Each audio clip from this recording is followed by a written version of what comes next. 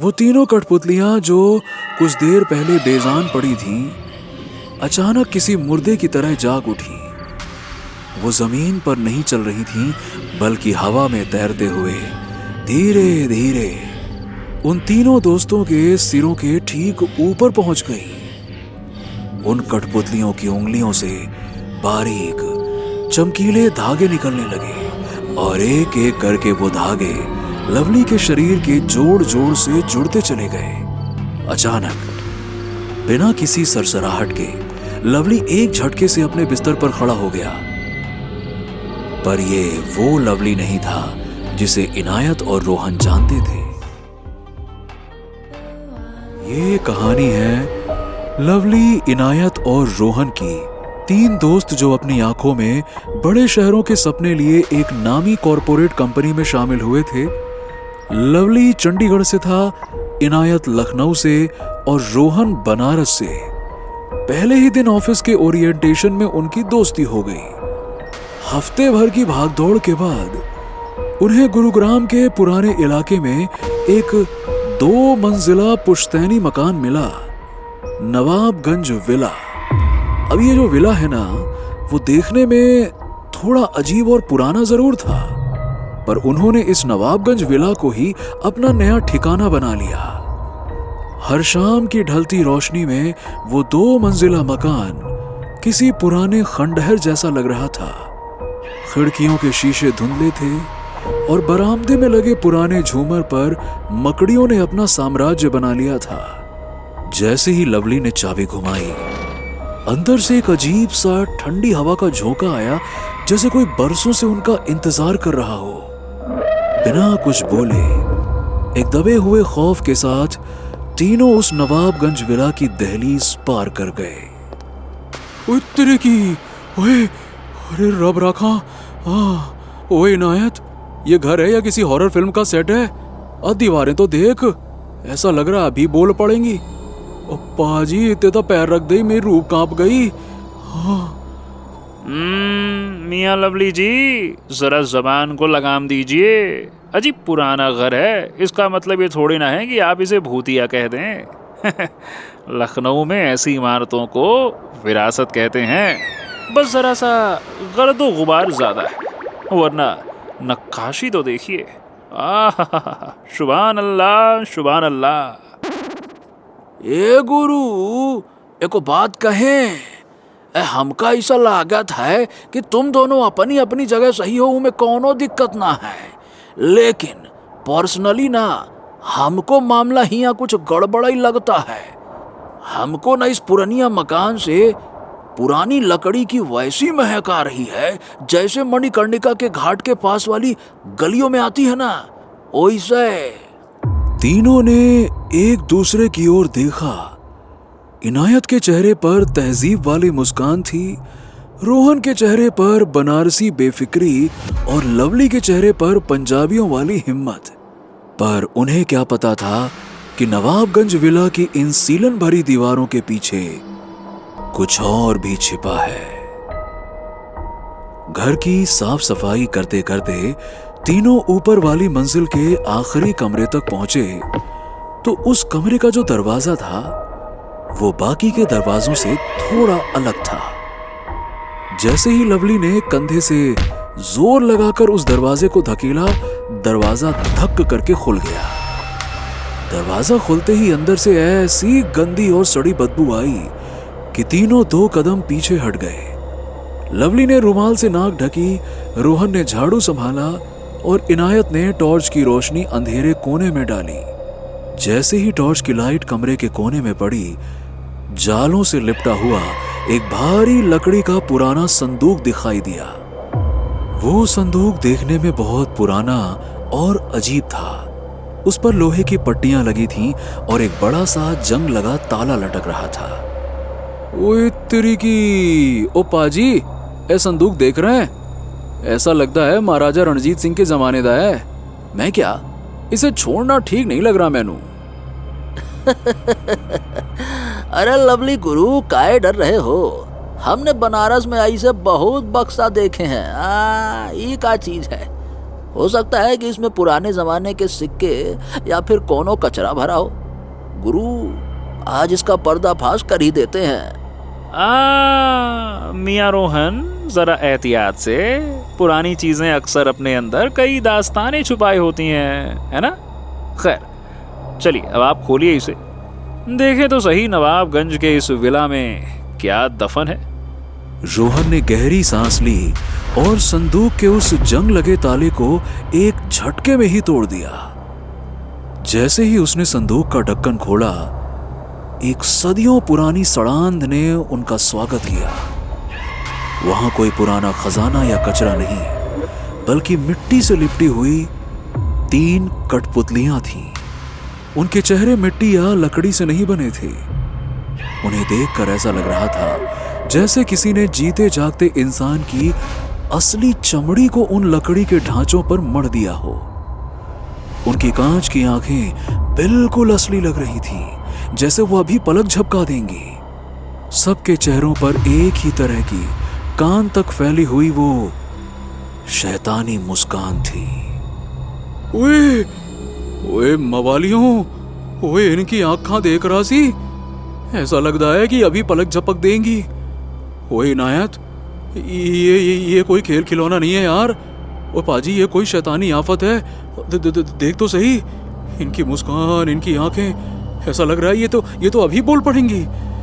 अरे काहे घबराते हो गुरु, अब ही हम छुई थे, रुका। अरे मोरे मैया रे, झटका खा गए रे। ये कठपुतली रही 440 वोल्ट का करंट है। अरे कैसे घूर रही है, ऐसा लग रहा है कि अभी चाय पानी मांग लेगी। ए गुरु, हम कहीं लाग है, कसम से हमको पक्का लागत है। ये घर का मालिक ना कोनो बड़ा भारी तांत्रिक वांत्रिक रहा होगा जो जादू टोना करत रहा। अरे दोस्तों, आप लोग खामखा परेशान हो रहे हैं। लगता है कि कोई पिछला किराएदार आर्टिस्ट रहा होगा, शायद कठपुतलियों का तमाशा दिखाता रहा होगा। ये एक पुरानी रवायत है, बस ज्यादा कुछ नहीं है, नॉर्मल है। अबे इनायत, ये कोई खेलने वाली चीज नहीं है, ये तो पक्का एनाबेला की चाची लग रही है। इसकी शक्ल देख। अब देखता ऐसा लग रही है कि अभी बोल पड़ेगी। अच्छा ठीक है, शांति शांति शांति। एक काम करते हैं जनाब, इन्हें वापस से संदूक में बंद कीजिए और कोने में धकेल दीजिए। काम खत्म, कल सुबह देखा जाएगा। फिलहाल तो थकान इतनी है कि भूत भी सामने आ जाए तो हम उससे थोड़ा सा वक्त मांगेंगे कि जनाब पहले सोने के लिए समय तो दीजिए। तीनों ने मिलकर उस भारी और मनहूस संदूक को अंधेरे कोने में धकेल तो दिया, लेकिन रोहन की उल्टी बुद्धि देखिए। उसने सोचा कि अगर ये आंखों के सामने रहेंगी तो डर कम लगेगा, इसलिए थोड़ी देर बाद ही वो उन्हें संदूक से निकालकर लिविंग रूम में ले आया और अपने बिछे हुए गद्दे के पास ही सजाकर रख दिया। ओए, वो तो पागल हो गया क्या? खुदा दे वास्ते इन्हें वापस से अंधेरे में डाल दे यार। मेरी तो रूह कांप रही है इनकी मुस्कान देखकर। इन्हें यहाँ से हटा, वरना ये आज रात में सोने नहीं देंगी। मैं नहीं सो पाऊंगा इनके साथ। ना, इनको ले जा यार। अच्छा देखिए जनाब, वापस इन्हें संदूक में रखाते हैं, फालतू में लफड़े क्यों पालना। चलिए आइए। लेकिन रोहन ने उनकी एक ना सुनी। उसने उल्टा उनका मजाक उड़ाना शुरू कर दिया, जैसे वो किसी पुरानी हॉरर फिल्म के डरपोक किरदार हों। इनायत और लवली ने बेबसी से एक दूसरे की तरफ देखा। उन्हें पता था कि रोहन की ये जिद उन्हें बहुत महंगी पड़ने वाली है। उन्होंने अनजाने में उन शैतानी कठपुतलियों को अपने सिरहाने के पास जगह दे दी थी। वो बेखबर सो गए, पर नवाबगंज विला की वो रात अभी जाग रही थी। रात जैसे जैसे गहरी हुई, लिविंग रूम की हवा बर्फ की तरह ठंडी होने लगी। वो तीनों कठपुतलियां जो कुछ देर पहले बेजान पड़ी थीं, अचानक किसी मुर्दे की तरह जाग उठी। वो जमीन पर नहीं चल रही थीं, बल्कि हवा में तैरते हुए धीरे धीरे उन तीनों दोस्तों के सिरों के ठीक ऊपर पहुंच गई। उन कठपुतलियों की उंगलियों से बारीक चमकीले धागे निकलने लगे और एक एक करके वो धागे लवली के शरीर के जोड़ जोड़ से जुड़ते चले गए। अचानक बिना किसी सरसराहट के लवली एक झटके से अपने बिस्तर पर खड़ा हो गया। पर ये वो लवली नहीं था जिसे इनायत और रोहन जानते थे। उसकी गर्दन एक तरफ अजीब तरह से झुकी हुई थी, जैसे अंदर की हड्डियां टूटकर बिखर गई हों। उसकी आंखें पूरी तरह से खुल चुकी थीं, पर उनकी पुतलियां गायब थीं। फिर शुरू हुआ वो शैतानी डांस। लवली किसी अदृश्य मदारी के इशारे पर कमरे के बीचों बीच चक्कर लगाने लगा। उसका नाचना बिल्कुल बेजान था, जैसे कोई पुरानी लकड़ी की गुड़िया हो। जैसे ही उन अदृश्य धागों की पकड़ ढीली हुई, लवली का शरीर जो अब तक हवा में था, एक बेजान गठरी की तरह नीचे गिरा और वो कठपुतलियां वापस से अपनी जगह पर जाकर जम गईं। उनकी आंखों की वो सफेद चमक मद्धम पड़ गई और उनके होठों की शैतानी मुस्कान अंधेरे में घुल गई। कमरे में वापस से वही सीलन भरा सन्नाटा छा गया। सूरज की पहली किरण ने जब लिविंग रूम में कदम रखा तो लवली सबसे पहले उठा, पर उसकी आवाज में वो पहले वाली खनक नहीं थी।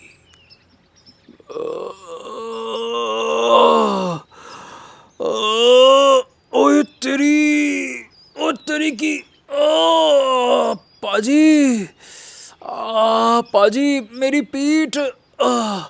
ओए ऐसा लगता है जैसे किसी ने रात भर कोड़े मारे हों। ओए जलन हो रही है यारा।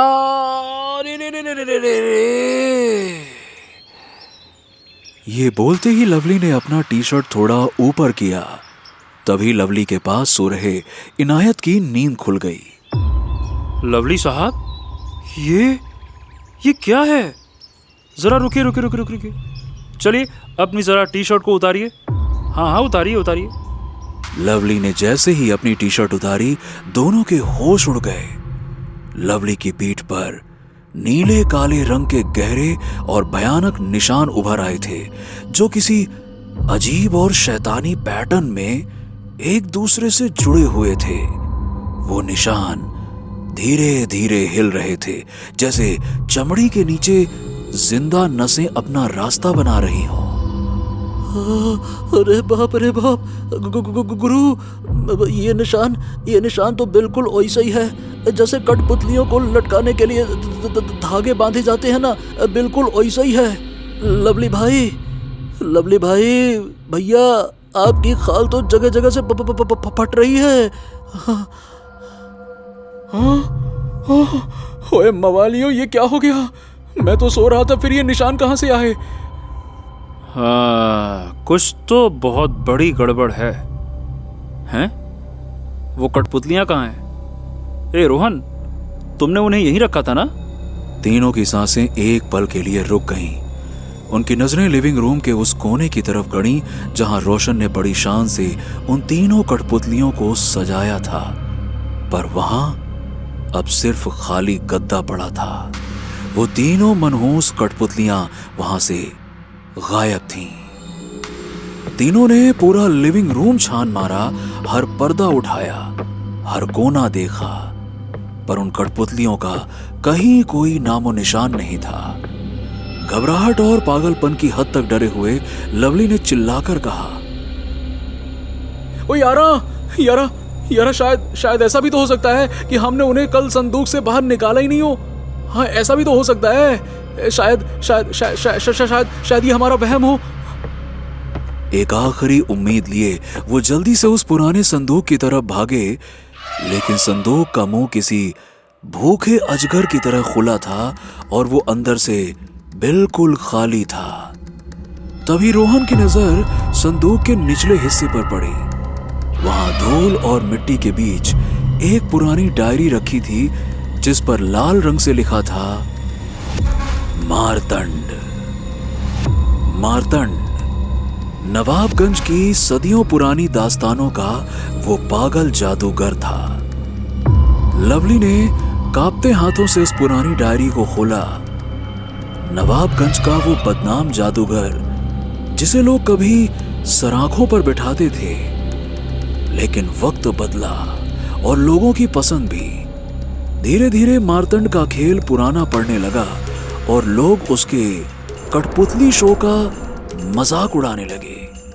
कहते हैं एक रात भरी महफिल में जब लोगों ने उस पर पत्थर फेंके और उसे बेजान लकड़ी का सौदागर कहा तो मार्तंड का दिमाग फट गया। उसने उसी रात कसम खाई कि वो ऐसी कठपुतलियां बनाएगा जो ना सिर्फ चलेंगी बल्कि लोगों की चीखें भी निकाल देंगी। वो शैतानी विद्या के रास्ते पर निकल गया। उसने दुनिया से नाता तोड़ लिया और नवाबगंज विला में कैद हो गया। विला की उन पुरानी सुनसान दीवारों के पीछे मार्तंड ने एक ऐसी दुनिया बसा ली जहां सिर्फ लकड़ी की कड़कड़ाहट और मौत का सन्नाटा था। उसने सदियों पुरानी काला जादू की किताबें ढूंढ निकाली थी जिनमें लिखा था कि अगर किसी बेजान चीज को जिंदा करना है तो उसे किसी जीते जागते शरीर का हिस्सा देना होगा। मार्तंड ने सबसे पहले गांव के श्मशानों से लाई हुई मिट्टी और मृतकों के बालों का इस्तेमाल किया। वो रात रात भर उन लकड़ी की कठपुतलियों के कान में शैतानी मंत्र फूंकता और उन्हें अपनी औलाद कहकर पुकारता। और जब मंत्र काम नहीं करते तो वो गुस्से में पागल हो जाता और अपने ही शरीर पर नुकीली छुरी से वार करता। वो रात रात भर उन बेजान पुतलों से बातें करता, उन्हें दुलारता और जब वो नहीं हिलती तो गुस्से में अपनी ही खाल को नोचने लगता। आखिरकार उन बेजान कठपुतलियों में जान फूंकने के लिए उसने वो भयानक कदम उठाया जो कोई सोच भी नहीं सकता। उसने अपनी बाईं बांह की खाल को चीरा और वहां से एक लंबी नस खींची। उसने उस गरम नस को सुई में पिरोया और उसे अपनी सबसे प्रिय कठपुतली के दिल के पास सिल दिया। उसने अपनी देह की एक एक करके सारी नसें खींची और उन्हें अपने हाथों से बनाई हुई कठपुतलियों के जोड़ों में पिरो दिया। ये करते ही मार्तंड की कठपुतलियां तो जिंदा हो गईं, पर मार्तंड की रूह अपनी ही बनाई उन मनहूस कठपुतलियों में जिंदा कैद हो गई थी। पर उसकी प्यास अभी भी बाकी थी। मार्तंड को अब एक मांस मज्जा का नया और जवान शरीर चाहिए था ताकि वो फिर से इंसान बनकर दुनिया में आ सके। लवली की पीठ पर वो निशान कोई जख्म नहीं थे, वो मार्तंड की वही भूखी नसें थी जो अब लवली के शरीर में धंसकर उसे अंदर से लकड़ी में बदल रही थी। कांपते हाथों से लवली डायरी के आखिरी पन्ने तक पहुंचा। डायरी का आखिरी पन्ना खून से लथपथ था और उस पर लिखा था, जो इस दहलीज को पार करेगा उसका शरीर मेरा होगा और उसकी रूह मेरी अगली जिंदा कठपुतली। ओए इनायत, ओए रोहन, ओए यारा मेरी गल तो सुन लो। ये कोई मामूली भूत प्रेत नहीं है यारा। मार्तंड ने अपनी मौत से पहले अपनी नसें काटकर इन कठपुतलियों में पिरो दिया था। ये अदृश्य धागे उसकी सूखी हुई नसें हैं। वो हमारा मांस और खून सोख कर फिर से इंसान बनना चाहता है और हमें लकड़ी का खिलौना बनाना चाहता है यार। ये सुनकर रोहन और इनायत के होश उड़ गए। दहशत में तीनों ने तुरंत वहां से निकलने के लिए ऊपर की ओर दौड़ लगाई और घबराहट में लवली वो डायरी अपने साथ ऊपर ले आया। जैसे ही वो मेन दरवाजे पर पहुंचे, बाहर गहरा कोहरा और तूफानी बारिश होने लगी। वो भारी दरवाजा जैसे दीवार का हिस्सा बन गया था। ना वो हिल रहा था ना खुल रहा था। नवाबगंज विला ने उन्हें अपने अंदर कैद कर लिया था। अब अचानक से एक जोर की बिजली कड़की और हवा में तैरते हुए वही तीनों कठपुतलियां अंधेरे से निकलकर रोहन, इनायत और लवली के ऊपर मंडराने लगी। इस बार उनका निशाना लवली नहीं बल्कि रोहन था। वो अदृश्य नसें झटके से रोहन के जोड़ों में धंसने लगी और रोहन किसी जिंदा लाश की तरह हवा में लटक गया। इनायत ने रोहन को बचाने की कोशिश की, लेकिन अचानक एक झटके के साथ ही वो भी हवा में ऊपर खिंच गया। उसके हाथ पैर किसी अदृश्य शक्ति के वश में बेतरतीब हिलने लगे। दोनों ने ऊपर देखा। अंधेरे में छत से 3 धागे नीचे लटक रहे थे और उनके ऊपर तैर रही थीं वो तीनों कठपुतलियां, जिनकी कांच की आंखें अब लाल हो चुकी थीं।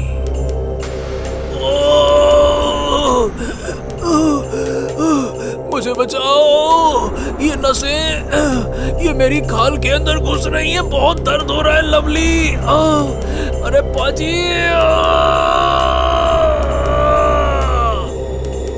नवाबगंज विला का लिविंग रूम अब मौत का खिलौना बन चुका था। तभी कमरे के उस सबसे अंधेरे कोने में एक लंबी और डरावनी परछाई उभरी। वो परछाई कोई और नहीं बल्कि मार्तंड का साया था।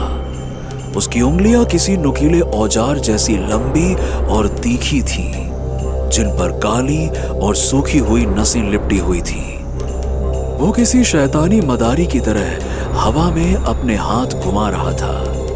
इनायत और रोहन उसके इशारों पर किसी टूटे हुए खिलौने की तरह उड़ रहे थे और मार्तंड उन्हें देखकर एक खौफनाक मुस्कान मुस्कुरा रहा था।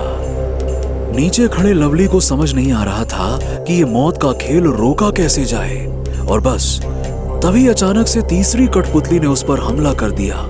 लवली जान बचाने के लिए इधर उधर भागने लगा।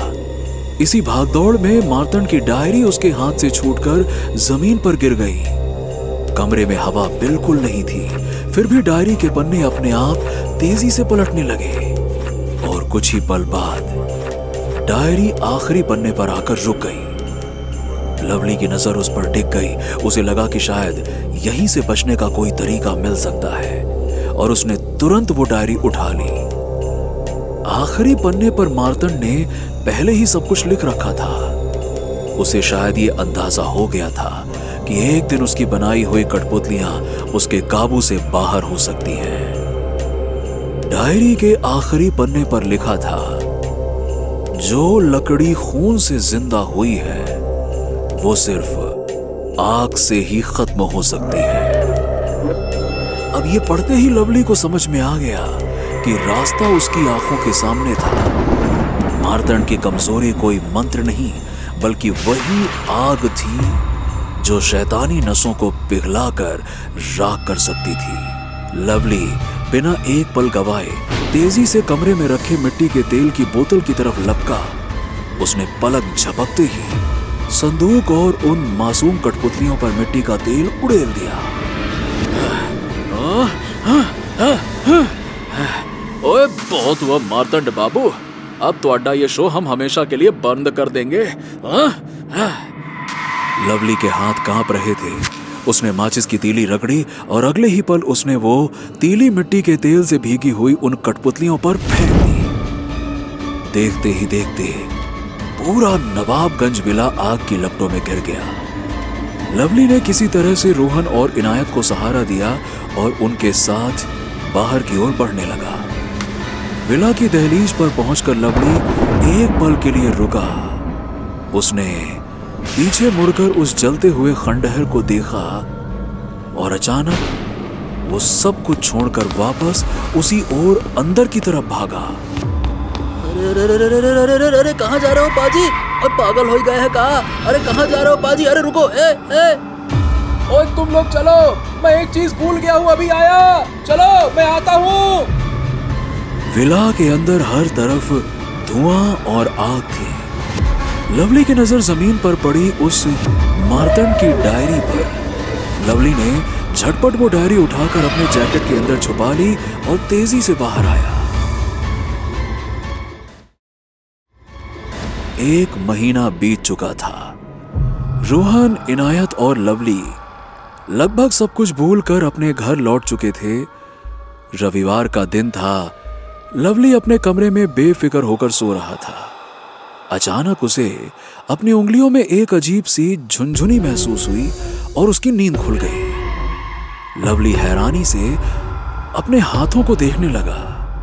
उसकी उंगलियां अपने आप ऐसे हिल रही थीं मानो वो उसके बस में ना हो। लवली ने घबराकर बिस्तर के सामने लगे ड्रेसिंग टेबल की ओर देखा। उस ड्रेसिंग टेबल में लगे शीशे को देखते ही उसकी रूह कांप गई। उसकी आंखों की पुतलियां धीरे धीरे गायब हो रही थीं और चेहरा बेजान लकड़ी जैसा सख्त होता जा रहा था।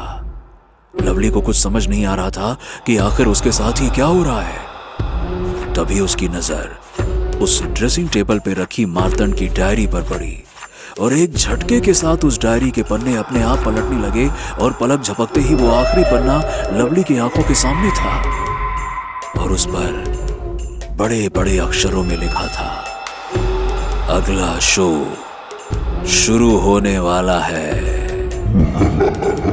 लवली ने डरते हुए वापस से सामने लगे शीशे में अपने आप को देखा। उसका चेहरा एकदम सपाट हो गया था और उस पर वही डरावनी कान तक फैली शैतानी मुस्कान आ गई थी। उसका शरीर अब उसके बस में नहीं था और वो मार्तंड की सबसे बेहतरीन और जिंदा कठपुतली बन चुका था।